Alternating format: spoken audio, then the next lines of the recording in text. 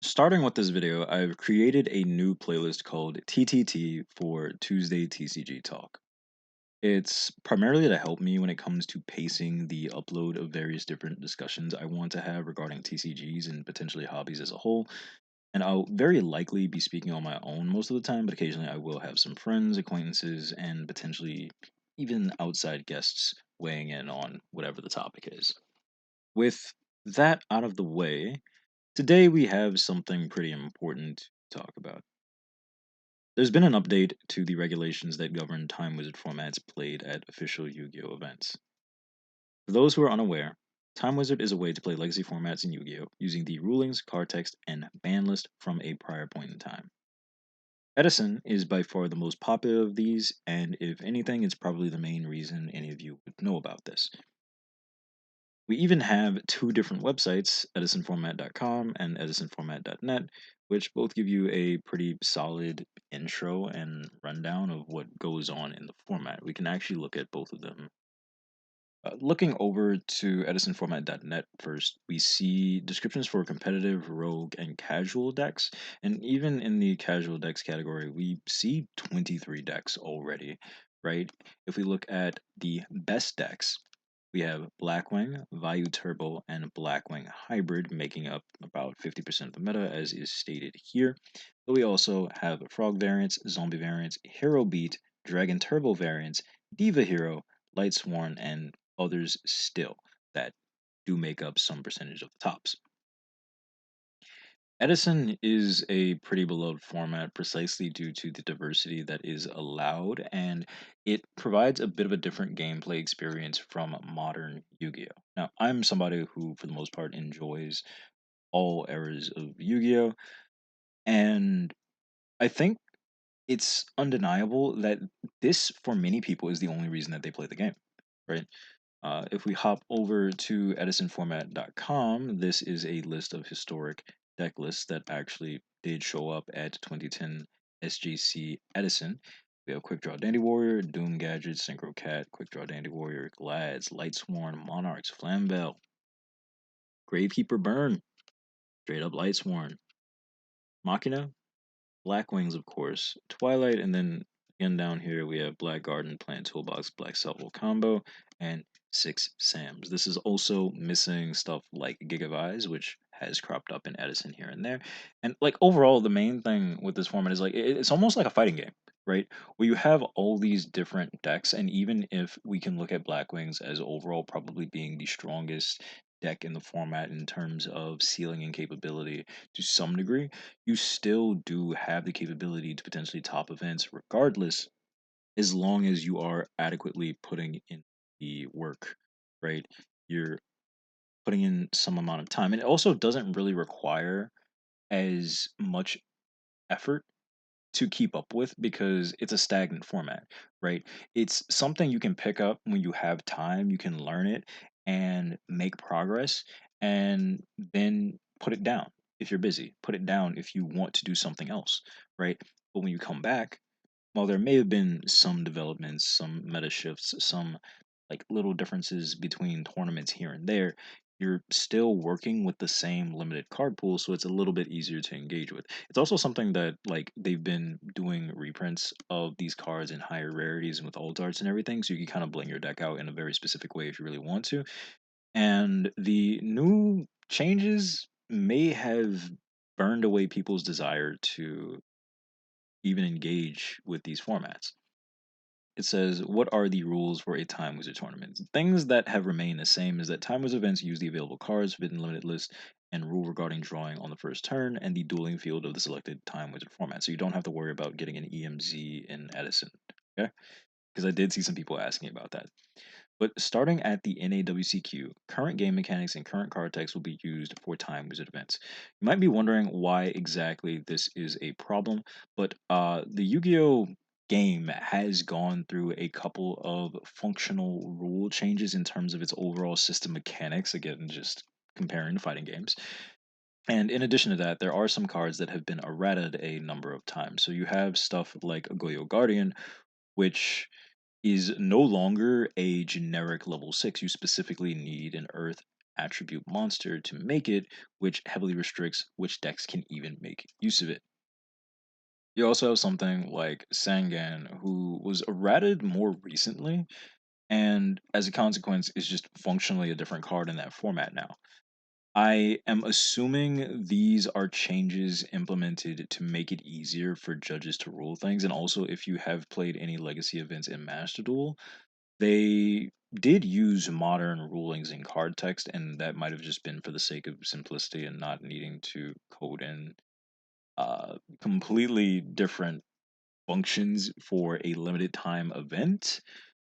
But in terms of the actual physical game, I do not think this is going over well with the community. I mean, MBT made a post on Blue Sky as well as a tweet talking about this, and the reception overall has not been very good. I do expect him and others to talk about this large scale, as well as E3 Yu-Gi-Oh, otherwise known as Keegan, because Keegan organizes a lot of the biggest Edison tournaments that are not officially sanctioned.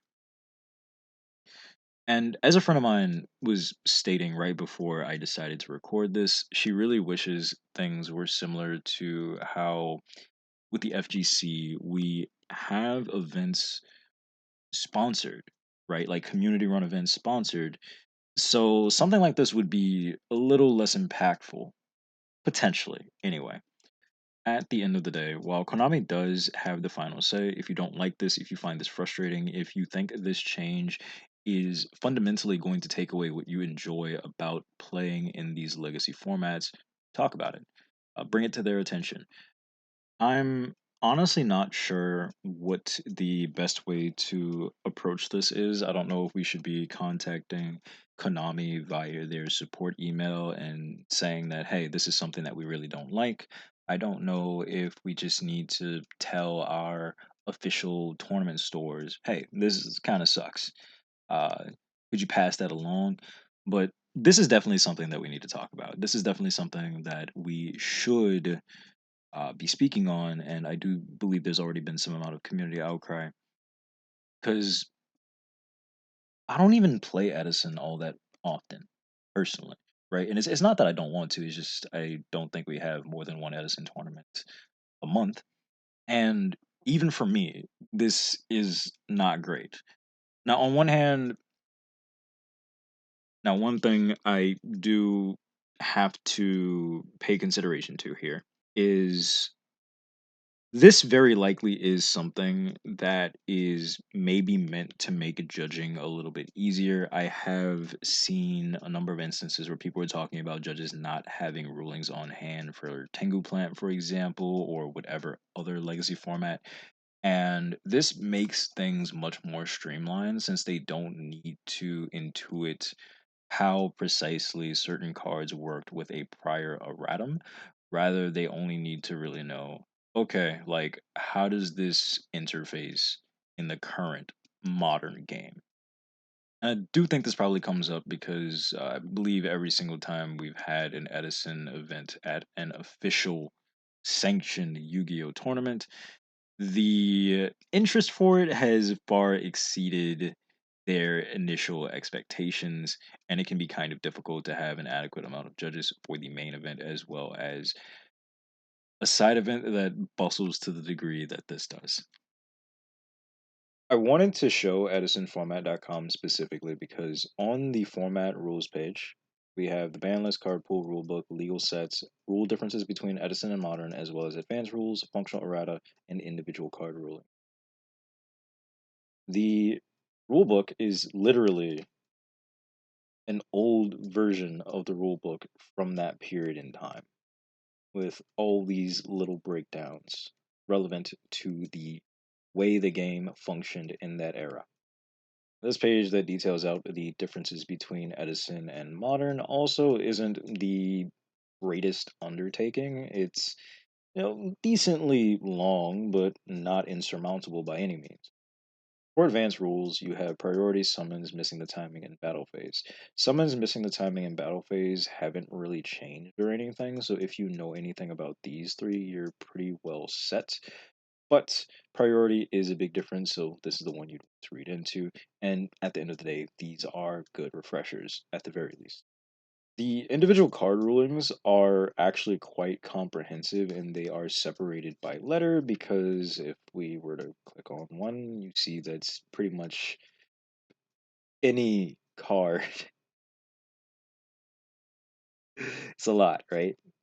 But you don't have to sit down and read through every single one of these. You can just double check on these when they come up in a game, or if you know you don't really have an idea about how a certain card in your deck interacts with another card in your deck.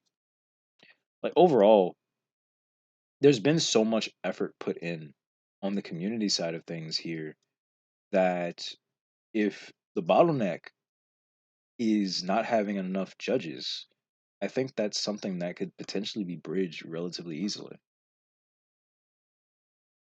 Now, I say this, but I don't know the exact logistics of what's going on with Konami. I don't know how they have things set up, but you could potentially have people who are judges specifically for Time Wizard formats. In about 9 days, I'm taking a judge exam for Bandai, hopefully. And I'm doing that because I want to be able to support my community.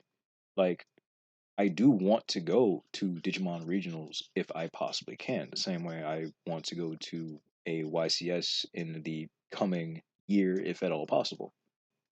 I also want to be a judge if need be because I've seen instances like pre-release where I'm familiar with the rules because I try to keep up with what's going on in the game and the new releases and the new mechanics and everything, but not everybody is doing that. And sometimes we have people pop in from out of town and they're like, "Hey, how does this work? What's going on with this?" Like I could go back to BT12 where I had to explain a lot of the save stuff or things like in its text, which, oh God, I need to upload that video too. Anyway, there's just been so much effort put in by the community to make information like this not only accessible, but easy to parse for anyone willing to get into these formats. That if the fundamental issue here is the judge thing, not having an adequate amount of judges and not having an adequate amount of information, potentially community collaboration would be the way to go here.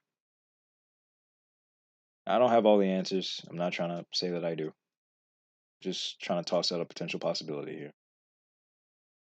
And I hope that this does get walked back. Before I recorded this, I was talking about it in a Discord and people were trying to draw comparisons and none of the comparisons were adequate because there I don't think there really is anything that could be an adequate comparison. The main thing I can say is you pick up Edison and there's, 20, 30, maybe even 40 decks you could potentially be playing when we're including variants, right? Maybe it's more than that. And to have that taken away from you and the format potentially just coalesces primarily into Blackwings is frustrating. Not because of any hatred towards Blackwings or anything like that, but because people enjoyed, people still do enjoy the variety.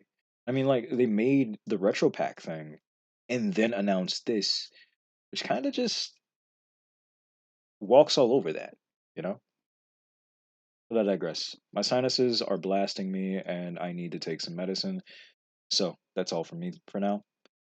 I will talk to you guys later, and hopefully this Friday I'll have some locals videos for you, or at least one. We'll see what happens.